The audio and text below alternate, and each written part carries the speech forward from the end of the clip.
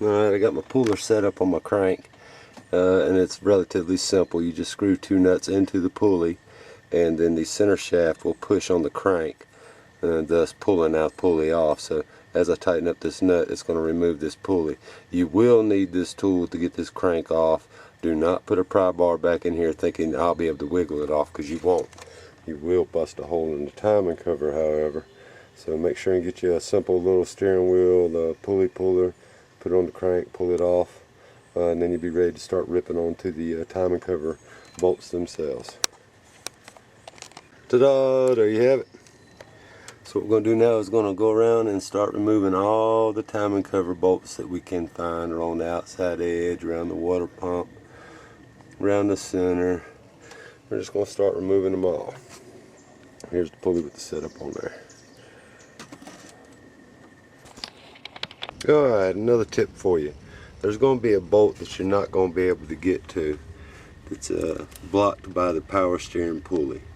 And right there it is.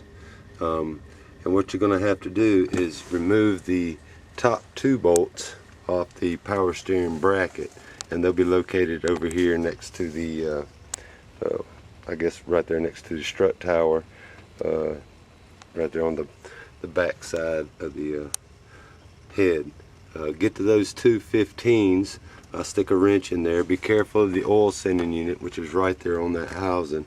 Don't want to break that off getting to the second one. So I don't know if you can see or not, but I have it unplugged and the harness pulled out of the way to get to the second one. Now if you don't have a power steering pulley puller, which would be another special tool you're going to need, what I do is right there, as you can see, the bolt's already backed out. That is the 3rd bolt holding the power steering pump to the block.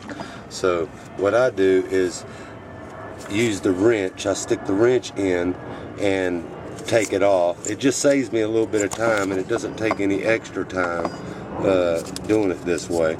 And then I can just pull the power steering pump right on back and continue to unscrew that bolt. Now I can either use the wrench or my fingers. It gets to a point where it's pretty easy to pull back, but as you can tell, it's coming back off that bolt on the timing cover really well.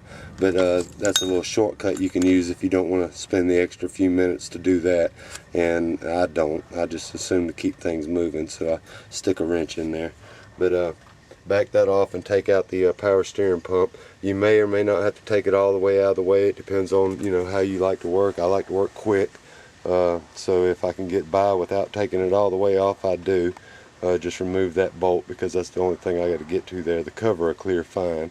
It's just the bolt won't come out. So anyhow, that's your next step right there, is to get that bolt out of the timing cover, and I do it by loosening that one with a wrench. Now I've already gotten out all the other bolts. There's a big one right here. I think it was an 18 millimeter. You're gonna have to take that one out as well. I didn't tell you that.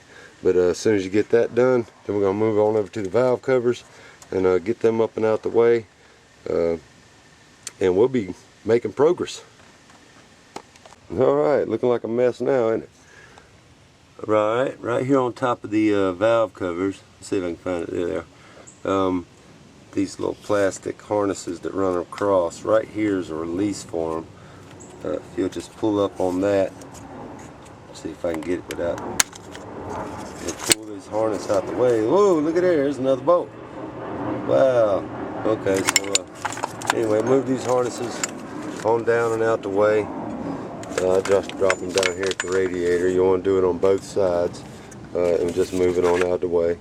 Let's move this one back around where it's out of our way. Pop that one up as well, like so.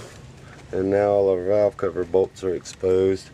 We're going to want to remove all 6 of those and get ready for the fun. Alright, so you should be looking at something like this, all tore down on the front. Removed all the bolts. Be very careful. Go around the whole edge with your eye on the light. Make sure you've gotten all these bolts out. Check for the ones in the center. If you happen to have missed one here or there, no big deal. It's going to let you know when you start to pry the cover off. To get the cover off, you're going to find little nooks where you can get a leverage, like put a tip of a driver in there and lightly pull, not too hard, just lightly. You're gonna have to separate that silicone bead. It's gonna be a pain in the butt, but just lightly pull. Now if you feel resistance coming from it, search for that bolt that's holding it, and by resistance you'll know what I mean when you go to pull it off. But that's what I'm fixing to work on now, trying to get this cover loose. It's not just going to plop right off. We're going to have to work on it a few. I generally like to come in from the bottom on these style and try and crack them loose and then work my way around and all the way around until I got it loose all the way. I'm going to work on it a few minutes and then I'll come right back. So I'm going to show you this first one I'm going to do. Is going to be right here at the top, and I'm going to put a driver right there in the crick where it goes in behind. I'm going to get behind the cover, and there it went, just that easy.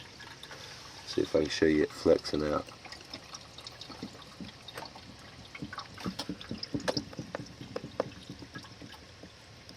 That's a good bit of wiggle there.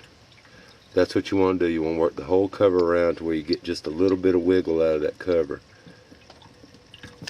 Work it all the way around like that, and you'll be able to pop it right out. I'll show you in a second. Alright, one time you got it backed out just a hair off the valve cover here on both sides by coming in from the bottom, prying it out, hitting it right here on this corner, right here, just everywhere you can. Work it out a little bit and you'll get to this point here where you can just give it a good firm tug and pull it on out.